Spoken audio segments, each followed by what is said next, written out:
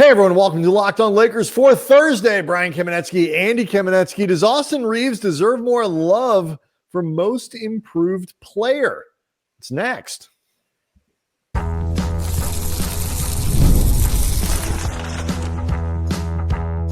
You are Locked On Lakers, your daily Los Angeles Lakers podcast, part of the Locked On Podcast Network, your team every day.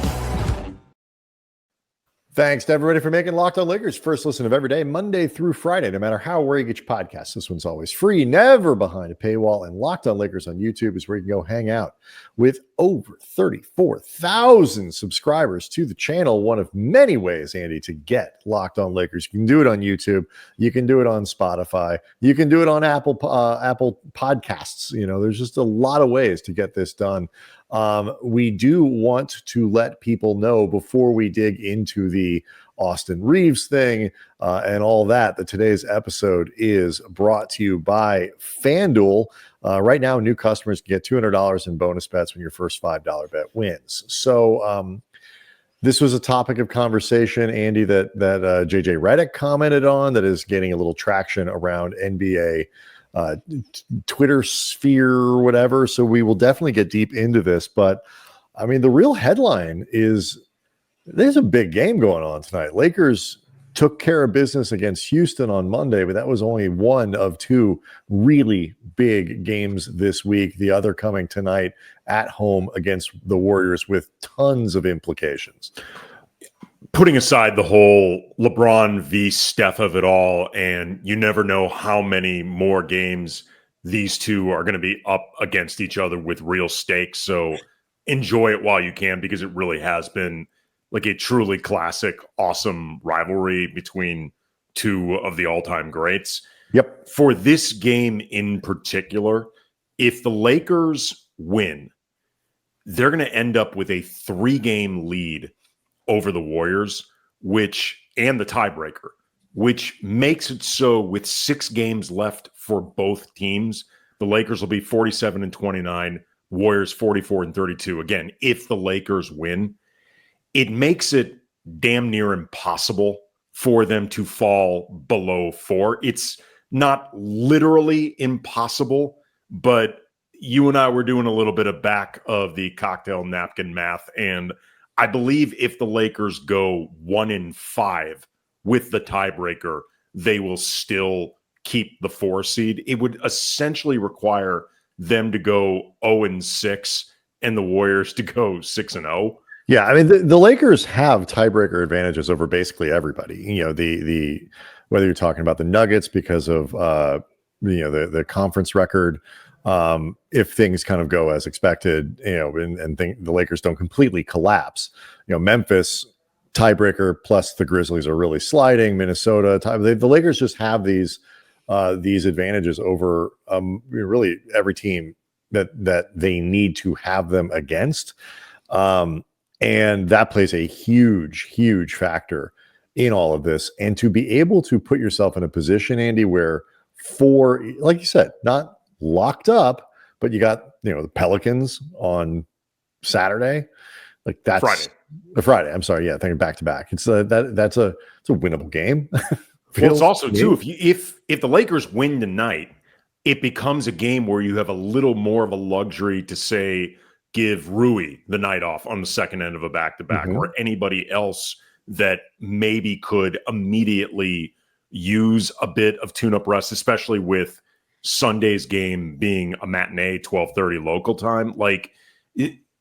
if they lose against the Warriors, they maybe still can do this anyway, but you feel a little bit less secure about doing it. If they win tonight, then really it becomes much easier to do that while feeling good. I mean, they should be able to beat the Pelicans regardless of who they do or do not play, because the Pelicans at this point are like, their injury list would be a playoff team, or at least a play-in team. Like, that's how many guys. For those unaware, whether they're injured or they're people who aren't playing. We'll put it that way. For those unaware, Zion and CJ McCollum have been officially shut down. They're not going to have Trey Murphy. They're not, like, I believe they don't have Herb Jones. Like, they don't have anybody who really matters at this, other than Misi, the rookie, who having a nice season, but he matters to them. He doesn't matter in this game. Their lineup just they play the Clippers on Wednesday night, and the lineup they put out: Kelly Olynyk starting at center, Bruce Brown, Jose Alvarado, Misi, who you mentioned, and then A. Reeves. They have their own A. Reeves. Antonio Reeves. It's not the same guy. It's a different A. Reeves. So there's not a lot going on with this roster.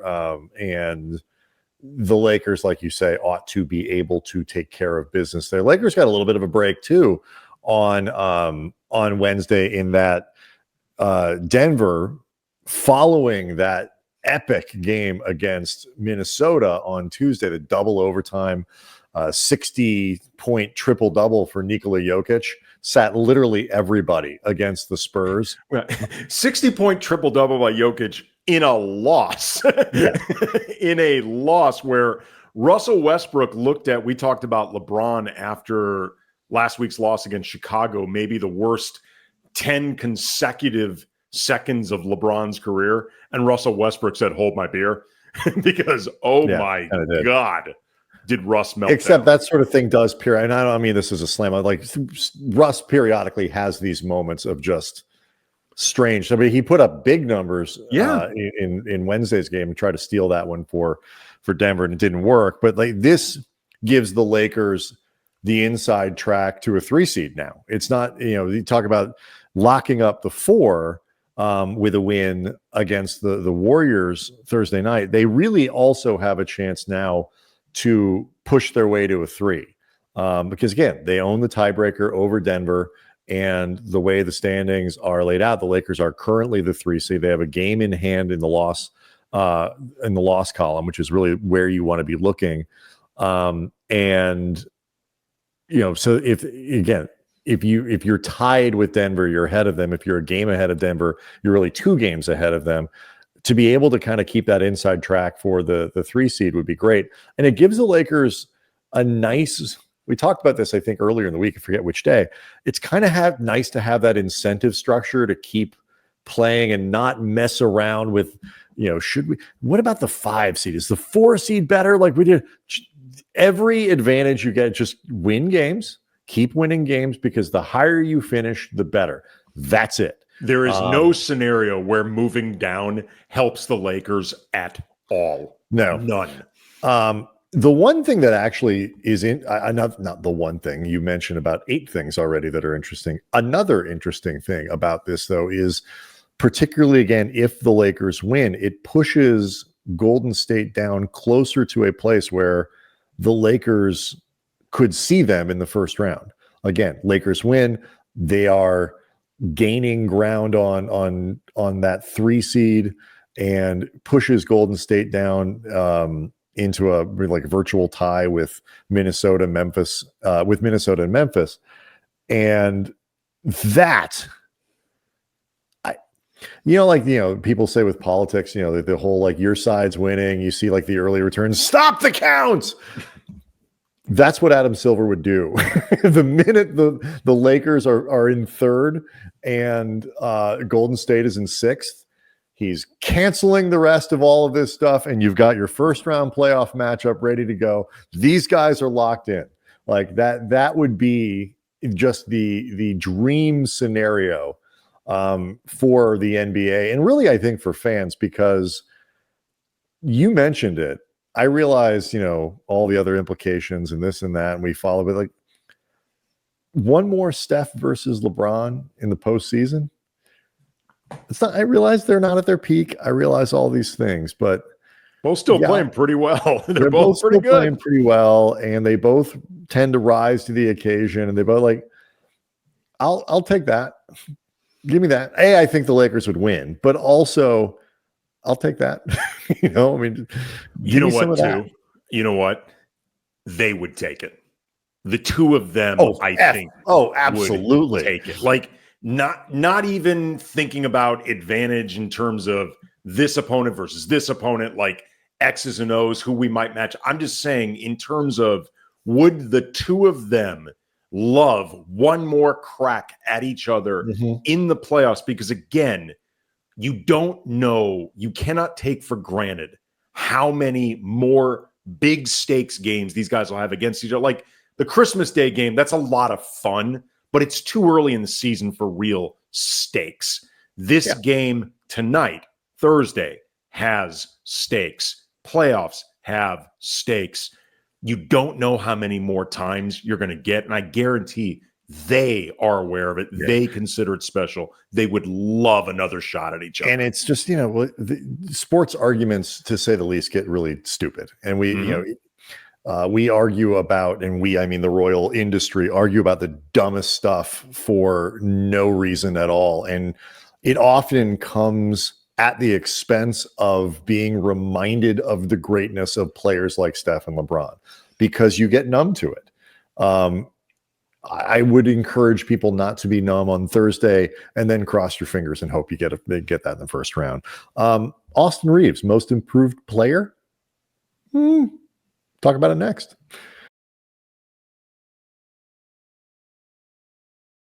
Locked on Lakers is brought to you by FanDuel. March Madness is still upon us, and FanDuel is giving us the chance to get in on the action like never before. Right now, new customers get $200 in bonus bets when your first $5 bet wins. That's $200 in 200 extra bucks to use on everything from buzzer beaters to upsets to who even cuts down the net. And you can stay in the action with tournaments, with tournament games this weekend, the big stakes. There's always something exciting to bet on. Plus, fast and easy. The FanDuel app is simple to use, and when you win, you get paid instantly. There's no waiting around. So visit FanDuel.com to get in on the college hoops action all tournament long.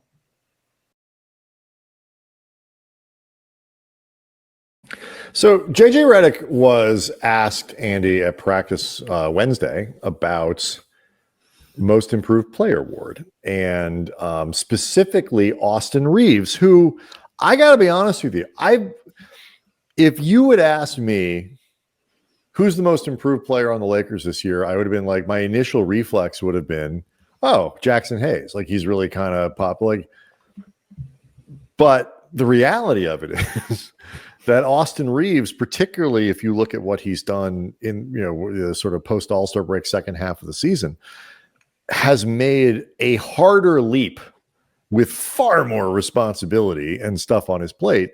No disrespect to Jackson. And it's like, it is a reminder of how you can kind of forget when players are already good, that they're getting better. And so Redick was asked about this at practice, and he kind of deflected from talking about AR and really got into how kind of stupid the MIP is, the most improved player award. And he's not wrong. There's no real understanding of how that thing is supposed to be handed out. Yeah, his exact quote when told that Austin was in the mix for most improved player, we'll get into some odds that seen from our friends over at FanDuel. Redick responded, "I hate that award." And he said that he thinks the league has, quote, failed to define it. I think the spirit of it has been taken out of whack. I don't like that award. Just call it the high draft pick that is on a max contract and is now an all-star. Just call it that award. Who's that guy? That's what it's become. And it's interesting. Like, I'd never thought about it before, but do you know how they took all these awards and they named them after different great players? Right. Do you know who the most improved player is now? No, I have no idea. I didn't know either. I had to look it up. It's George Mikan. And George Mikan, his first 2 seasons in the NBA, he won scoring titles. I think they're just trying to find a way to give the guy an award. Like, I was going to say, it's one of 2 things. Either they are paying tribute to the Mikan drill that generations of players from AAU through the pros use to get better at playing basketball, or like you said, they just want to honor one of the greats of yesteryear. But George Mikan does not exactly leap off the page as the poster boy for, if you just keep working, you might improve. Kids, keep at it. The guy, and I mean, don't get me wrong. Right. I'm sure Mikan worked his ass off. I'm just saying the dude entered the league pretty awesome. It is. So it kind of reflects what Redick was saying in terms of what the hell does this award even mean? And, it used to be, I will say this, I feel like, and we'll get into like whether or not AR really should be a candidate here. It used to be almost really very predictable. Like it would almost always go to a guy who kind of sucked before and then either got a better opportunity or more minutes or whatever it was. And everybody's like, oh, look at that guy now. A lot of times when you break it down, those players statistically were exactly what they were the year before. They just played twice as much and put up twice the numbers. I feel like people have gotten better about it. Like players who are already good but made the leap, because the hardest thing to do, like I know a lot of people are talking about Cade Cunningham, for example. He or Dyson Daniels from the searching around that I did. Like our friends over at friends over at FanDuel, they've got Dyson Daniels currently as a 10-4 bet, the leader. You have to put down $10 to win $4. Cade Cunningham is 1.7-1, basically even money. And Austin Reaves is third with FanDuel 75-1 for most improved. I looked around other sites. Reaves is listed on some, not others, like Christian Braun, Tyler Hero, Evan Mobley, where they're ahead of him. Right now, it seems, though, to be a pretty tight two-man race between Daniels or Cunningham. Yeah, and Daniels kind of fits the profile of like guy who turns out to be really awesome given an opportunity that a lot of people just didn't know existed. He was quite good for New Orleans last year, as when they acquired him as well. But this has been a thing. So, or wait, was he still with Atlanta? Whatever it was, he was actually pretty good last year. Is my point. It's interesting to me because I do think that people are getting it better because you're no longer disqualified. I know Redick was ragging on the idea, but it's harder to go from, kind of guy you don't think about to solid rotation player or, really good sixth man or whatever. Because a lot of times that just means better opportunity, whatever. It's really hard to go from fringy all-star to second team all-NBA, second team all-NBA to MVP. Like that leap is actually much more difficult. And I do feel like players are starting to get credit for that. That's really where Cade is. But I'm glad at least Reaves has kind of bullied his way into the conversation, because the dude flat out, despite Andy, all of your doubts, and the constant he's not good enough. Maybe you're, his Ivan Drago on the Myriad, a picture of you, and just yelled Andy after every workout. I hope that's true, but he really has turned into a tremendous player. Well, first of all, Austin, you're welcome. I mean, it's been my pleasure to help turn you into the player that you are. I'm not saying that the staff at the Lakers or, your own drive didn't make a difference. I'm just saying not as much as I did. Yeah. And look, we'll get into this more in the next segment as well. Like the doubts that I had about Austin Reaves were never about him as a quality player. Like I've always maintained Austin Reaves is really good. I've always maintained Austin Reaves could be an important piece on a contending level team. Like to me, if you are a starter or a key reserve on a championship level team, you're really good. And like you are likely in, by definition, the upper third of the league. And being in the upper third of the league is a real achievement. Being in the top 100, the top 75 of the league, that is really difficult to do. The doubts or questions that I always had was whether or not Austin would be able to reach the level where he feels definitively like somebody good enough to be the third most important player, the third best player on however you want to parse well, it. The reason it matters to me is I'm not talking about just third option, third scorer, because I think sometimes that gets narrowed down too myopic. And I'm not talking just about the points he could score. I'm talking about your overall role in your overall importance, which is right, because he is clearly the third most important player on this team. Right. And as I've said many times, being the third best player, their most important player on a championship level team or Western Conference level, like deep playoff run caliber team, really effing hard. And I think people often underestimate how difficult it is. And to have some doubts about whether Austin could do that, that's not a knock on Austin. It's an acknowledgement of how hard it is to reach that level. But the fact that I've said over the last few weeks, I am now convinced Austin is at that level, speaks to the improvement that he's had over the course of the season, and it's hard to do. Yeah, and the improvement comes in, if you want to go to Basketball Reference and start, shuffling through the numbers and whether you're talking about advanced numbers per 36, the metrics, just the raw numbers, whatever they are, there's so many things in here that speak to, again, what I think is the harder leap to make in the NBA, whether you're talking about being able to perform, effectively and keep your numbers up and keep your efficiency and, your impact up when your usage goes up. Like, it's obviously you got the ball more, you're doing stuff. It's easier to put up more numbers, but it's also easier to be exposed.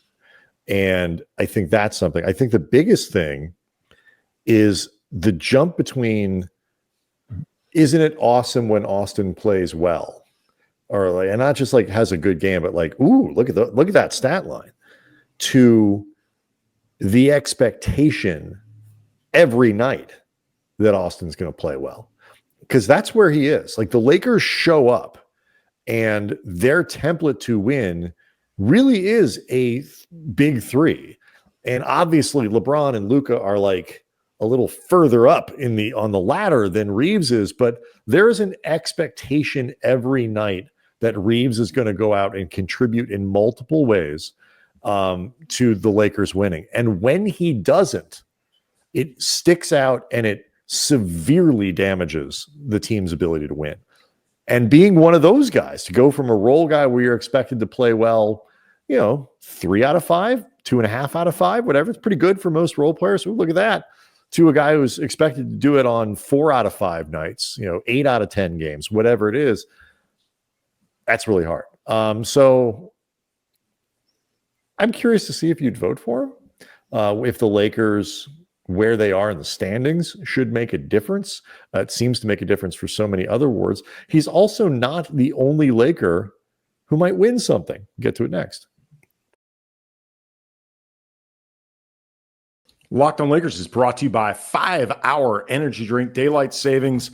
Still, we all feel it, and you miss that lost hour of sleep. 5-Hour Energy's got your back. The extra sunshine means more time for fun, but sometimes you need a little boost to power through the day. And whether you're staying up late watching the tourney or squeezing in a round of golf after work or just trying to keep up with a busy day, 5-Hour Energy gives you the quick, refreshing pick-me-up whenever you need it. You're thinking about getting outside for a hike or a run, Tropical Burst is the go-to for quick boost, like the tropics, you're in nature, all that stuff. And it's convenient. Whether you're at a game or traveling, 5-Hour Energy is easy to grab, keeps you feeling refreshed. Head to 5hourenergy.com to find over 15 flavors to choose from, including watermelon, blue raspberry, peach mango. Love that combo. You can even build your own 12-pack or 24-pack delivered right to your door. You need one now? Grab a 5-Hour Energy shot at your local grocery or convenience store. They're everywhere. Stock up today. Stay energized. I mentioned, Andy, the Spotify and Apple Podcasts and the Locked On Lakers YouTube channel where people can find the show. You can also make yourself, it can be a newsletter. And you go to lockedondaily.com, you click on Locked On Lakers, and this thing is delivered to you 5 days a week. And so a great way to keep up with what's going on in the show and with what's going on around the network. Real quick, before we get back to this stuff, we're talking in terms of talking about awards. Obviously Luka and LeBron are not in the MVP conversation, which is fine. They shouldn't be. Luka hasn't played enough games anyway. Right. It's, all kinds of reasons. What do you think about JJ for coach of the year, and then Rob Pelinka for executive of the year. Well, I want to save some of this for a longer conversation. Oh, for sure. I'm just, Sure. as a teaser. I think Rob has a stronger case this year than JJ, if for no other reason than I think there are stronger coach of the year candidates than Redick. Although I think Redick's going to get some votes, and if not first place, I think he'll appear on some ballots. I think he should be in the top 5. Yeah. If not definitively in the top 5, because there are a lot of coaches who've done a good job this year. I think he will get some love, and he will deserve that love. I think there will be voters who want to see more than a 1-year sample size, fair or not. I think the winner should be JB Bickerstaff, and I think it's a pretty strong case, not just for the way the Pistons have, I think, tripled their win total from last season. I know some of this has to do with a better roster, but tripled's tripled. It's also a matter of changing an entire culture. It's very similar to what Dan Campbell did with the Lions in Detroit. And Detroit is just a city that gets beat down pretty easily. Yeah. And I'm honestly, man, I'm so happy for those Pistons fans, because that is a fan base. Great basketball city. They love. I mean, we have a few friends who are Pistons fans, and my God, they love that team. So I think Bickerstaff should win. I think he's got a pretty good shot at winning. Pelinka, though, I don't think he'll win because I don't think he's popular enough among his peers. I think he's actually, frankly, rather unpopular. And there will be people who look at his crowning achievement, Luka Doncic, and say, that's just Nico Harrison handing him over the guy, which to some degree is true. But someone offers you Luka Doncic, you say yes. Unless you're the Mavericks. But where I think Pelinka's case really begins, though, is the offseason. Hiring J.J. Redick, the DFS trade, even a guy like Jordan Goodwin, who they found as a two-way player who's ended up in the rotation. Like, this is, you and I have often stressed doubts or criticisms of Rob Pelinka minding the smaller details and sometimes getting too caught up in this franchise's star effery nature. This, I think, has been a good year for Rob Pelinka and the details. Yeah, I think, look, like I said, we can save some of this for another time or get really deep or just revisit it. It's not like, there's a lot of time between now and the executive of the year voting. It's such an interesting case for him because there were a lot of things that they kind of didn't do well in the offseason that limited the roster coming in, but more in the previous offseason setting up. But either way, they have this year. They couldn't do anything. We spent the entire summer talking about they are in a box. It is a box of their own making, and they can't do anything about it.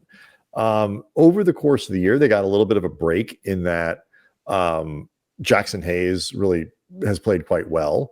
They got a break that Gabe came back and really performed into that contract. You get credit for the DFS trade, like you say. They picked up, the dart throws that they've made over the course of the season have been pretty good. But the Luka thing, like, this is one of the things I love about sports. What would have happened if Dan Hurley said yes? Like, I don't know. Would the Lakers be better than they would have been if Dan Hurley, was the coach here? I doubt they'd be better. What if, are the Lakers going to be better off in this offseason going forward, having not actually made the Williams deal? Maybe not. Like, sports can do so many sort of, like, everybody thought when they made the Dan Hurley offer, it was like, dang, Lakers, big swing. I kind of like it. Let's see what happens here. They're aiming really high. They want to create a culture. And it turns out they've done all that stuff with Redick as well. For that matter, Dalton Connect too. I mean, I know he fell to them, but they still as we saw the previous year with Jalen Hurts, you can make the wrong decision. You can overthink it. You can do whatever. And I'm certainly not sure who they should have. If you don't take Dalton in that position, who do you take? Like, I'd have to look back at the board, but I think that was a good play. I think this is the year he's not going to win. I do think this is actually a year he gets at least on the board. We'll see. I think he's going to get on the board, but I do think a lot of people are going to look at this and be like, that is Nico. Like, you don't get credit for somebody giving you the guy, although he did keep it under his hat, which he had to execute it. But anyway, Dorian Finney-Smith. Would he have to thank Nico in his speech? They should give it to Nico. I mean, he should. Nico's name should be on it with him. Well, it'd be like an Oscar speech. He would, how sometimes when a guy wins, he says, like, I want to share this with all my nominees. Rob would say, yes. I want to share this with Nico Harrison. Yeah. Because I really could not have done this without you. It's just like people do this. I was listening to Zach Lowe, who's back now with Bill Simmons' network, and just so excited to have his voice, literally his voice back. Yep. And I do this too. He's just like, you stop. It's 2 months. I think Wednesday was like the 2-month anniversary of the trade. But like, you sometimes stop and you just look at it and go, how the bleep did Luka Doncic end up on the Lakers? And look at what they've been able to do. And he's not played nearly to the level that he's capable of.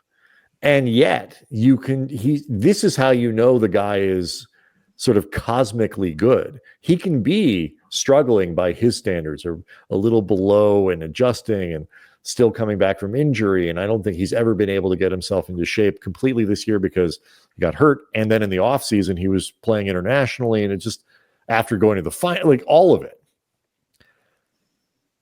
I feel like we're getting like 75, 80% of the guy. And he still is one of the few players in the league who controls the other 9 guys on the floor when he's on the floor. It's just, it's amazing. And and it's still very strange to me that he's on the Lakers. I'm not sure if you've gotten totally accustomed to it yet, but it still is a little bit weird and very, very cool.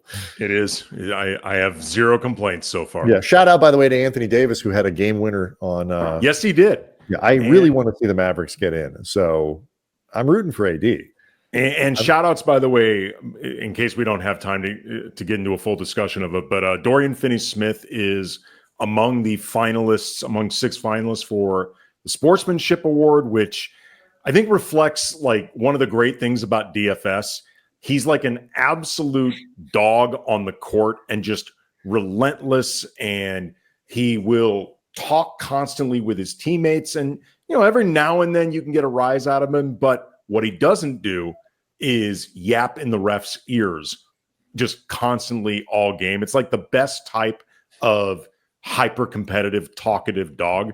According to it, I looked up techs for the Lakers.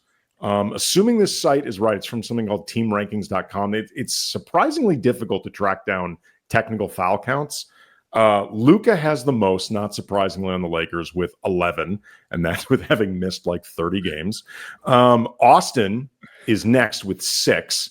Another sign that he's rising in the ranks. He feels that he can complain more. Mm-hmm. Jared Vanderbilt with 4, which in its own right is as impressive as Luka's 11, because Vando missed like 2/3 of the season and somehow has 4 techs. DFS with 3. And I guess LeBron has fewer than 3 because he did not turn up on this list. LeBron may complain. He does not get teed up. He knows how to do it well. And also, he fouled out of like 2 games in his career or something like that. Yeah. It's like some ridiculous number like that. And then congratulations to one-time Laker and obviously all-time great Carmelo Anthony. Yet another Laker going to the Hall of Fame. Yeah, and Melo's season with the Lakers was obviously disappointing. For those who don't remember the timeline, it was the first season of Russell Westbrook, and a lot went bad that year. Melo was awesome on that team to deal with. He was great in that locker room. He showed why, even during periods of his career where there was some turbulence and controversy, teammates always loved him. He has always been one of the most popular guys in the league. And he's an obvious first ballot, no brainer Hall of Famer, and just again, he was delightful when he was with the Lakers. So happy for him. We'll quit here, but like Melo is one of those guys that is always on my list for players who I wish people spent more time talking about what made him great, as opposed to the things that didn't make him greater. Yep. But man alive, was just, as a pure scorer, one of the most entertaining players. Kobe in any other generation. Oh, yes, he did. Loved Melo. Yeah. Locked On Lakers on YouTube is where you can go hang out with over 34,000 subscribers. Andy, we will be back after the game against the Warriors Thursday night. This is a big one, hopefully celebrating yet another Lakers home win. See everyone after the game.